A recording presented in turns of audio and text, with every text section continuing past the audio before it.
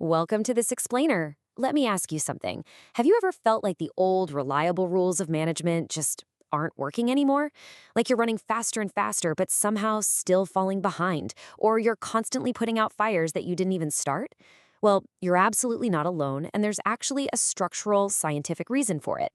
Today, we're going to unpack the massive shift from a world of predictable, linear order into one of hyper interconnected complexity. Let's jump right in. So let's dive right into this paradox. Why does work feel so much harder, even as our technology gets infinitely smarter? It's a universal feeling across almost every modern organization. We've got incredibly fast computers, infinite data at our fingertips, and instant communication, yet we are facing a literal epidemic of organizational exhaustion. Think about your own day-to-day, the sheer volume of context you have to hold in your head just to make a single decision. What we're going to uncover today is that this exhaustion, it's not a failure of your personal time management. It's a very real metabolic cost. We're carrying the heavy cognitive burden of operating within a living, interconnected system, while we're still stubbornly trying to use the mechanical, linear tools of the past. Here is our roadmap for today. First, enter the network age. Second, digital versus network age. Third, the escape of consequence. Fourth, the bottleneck of judgment. And finally, leading in a networked world. All right, part one. Enter the network age. Human progress is essentially defined by shifting constraints. Back in the 19th century industrial age, our main bottleneck was energy and physical scale. We basically mechanized muscle. Fast forward to the late 20th century, we hit the digital age, and the constraints shifted to information and calculation. We mechanized memory and data. But today, we have entered the network age, and the rules have completely flipped. Information is now abundant. Action is instantaneous. The new, incredibly scarce constraint limiting our progress today is human judgment. So, how exactly do we define this era? Well, the network age is this emerging environment where digital, computational, physical, economic, and social systems become increasingly woven together into one continuous operational field. We've crossed into an era where sensing, calculating, and acting operate on a continuous loop. It's no longer just humans staring at a dashboard and deciding what to do. That intelligence is baked directly into the infrastructure itself. Decisions propagate across networks in real time, instantly bypassing the old boundaries of job roles, departments, and even borders. Moving on to section 2, digital versus network age. Now, confusing the digital age with the network age is a really common but critical mistake. The digital age gave us distributed communication. It severely lowered the friction of talking and planning. It was kind of like giving everyone on a massive factory floor a walkie-talkie, but humans still had to physically execute the work. The network age, on the other hand, gives us distributed intelligence. It drops the cost of execution to near zero because machines are the ones executing. It's literally like the factory is now building and reconfiguring itself. The digital age mechanized our calculations, sure, but the network age embeds that intelligence right into the physical environment. The absolutely crucial takeaway here is that we are no longer just picking up and using tools. We're participating in a living, highly responsive ecosystem. Cyber-physical systems, think algorithmic supply chains or dynamic energy grids, act in real time. And because machines are now handling the how, human coordination has to fundamentally shift. It's no longer about just executing a list of instructions. It's entirely about integrating meaning. Which brings us to section 3, the escape of consequence. Here is the stark reality that changes the whole ballgame for how we structure businesses. Consequence now travels across interconnected systems faster than a centralized boss can interpret it.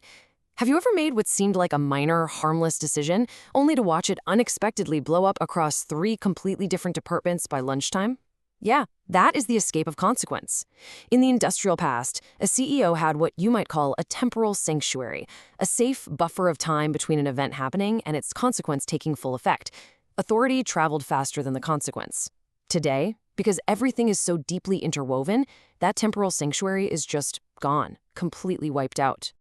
Let's look at a global procurement example to really put this into perspective. Say there's a localized supplier disruption in one specific region. Within days, global production comes to a grinding halt. This instantly constrains logistics and burns through inventory, which immediately alters financial margins on a global scale. A single, seemingly localized decision or event cascades instantly across boundaries that no single job title or hierarchical department can possibly contain. And because systems synchronize at these breakneck speeds, the traditional corporate hierarchy just shatters. And it's not because of bad management or a lack of talent. It breaks down because of the hard laws of information processing physics. The traditional hierarchical funnel literally becomes a massive cognitive bottleneck. A manager's span of responsibility expands way, way faster than their actual authority to control the outcomes. The old comfort zone of structural containment, putting a complex problem into a neat little departmental box, it utterly fails. All right, section 4, the bottleneck of judgment. As our machines become infinitely smarter, we run into a really profound realization. To quote the source material directly, automation and artificial intelligence technologies scale awareness, but not consciousness. Our machines are unbelievably aware. They can register massive data sets, detect subtle patterns, and trigger responses at the speed of light. But they don't actually understand what they're doing. They don't feel the moral weight of the outcome.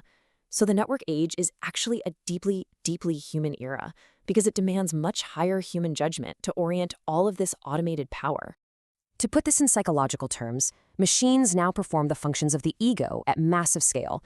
They filter, they optimize, they select, and they execute. But computation is entirely indifferent to meaning. Therefore, humanity has to step up and perform the self. We have to provide the integration, the orientation, and the moral weight. Bearing the consequence of an action remains an exclusively human burden.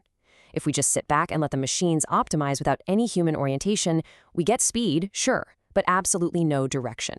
So how on earth do human beings regulate a system that moves this fast? The answer is autonomy. But listen, autonomy in this context isn't just independence or doing whatever you want. It is a highly sophisticated developmental capacity for internalized regulation. Because external control, like a boss hovering over your shoulder, simply cannot keep pace with the speed of consequence anymore, regulation has to live inside the person making the decision. You have to act as a localized agent of coherence, constantly aligning your minute-by-minute choices with the health of the whole system. If we look at the science of complex adaptive systems, fostering this kind of autonomy isn't just a nice progressive HR policy. It is a hard systemic necessity. Take Ashby's law of requisite variety, for instance. A system's internal regulatory variety has to match its external complexity. Basically, if the outside world is a highly complex, hyper-fast network, your internal company structure absolutely cannot be a rigid, slow-moving pyramid. Autonomy distributes intelligence out to the edges, allowing the organization to self-organize and adapt in real time without shattering under the pressure. And finally, Section 5, leading in a networked world. To survive this, we have to fundamentally pivot our mental model of leadership. The old industrial model was the leader as architect. They drew up static blueprints and rigidly enforced centralized command and control. But in the network age, we desperately need the leader as gardener. Think about it. A gardener doesn't actually build a plant from scratch, right? They cultivate the conditions for the plant to grow. Conscious leadership is all about cultivating the internal patterns and coherence of a living system, relying heavily on distributed judgment rather than top-down dictates. So, what does a conscious leader actually do day to day? Well, they redistribute not just mundane tasks, but actual perception and responsibility right out to the edge where the work is happening. They shift away from jumping in with episodic interventions and instead focus on maintaining continuous structural integrity. Crucially, they cultivate what we call gravity, that shared sense of orientation that synchronizes all these distributed, autonomous agents so they can move together coherently. Conscious leadership isn't some quirky personality type. It's the exact architectural requirement you need to survive in a nonlinear, hyper-connected world. I want to leave you with this final provocative thought. When systems think without understanding, who will bear the meaning? The network age gives us infinite execution and relentless, nonstop activity, but machines are never going to care about the consequences of what they execute. That responsibility, the heavy, absolutely vital work of carrying meaning, belongs entirely to us. Thank you so much for joining me on this explainer. Keep learning, stay focused, and really ask yourself, how will you bear the meaning in your own networked world?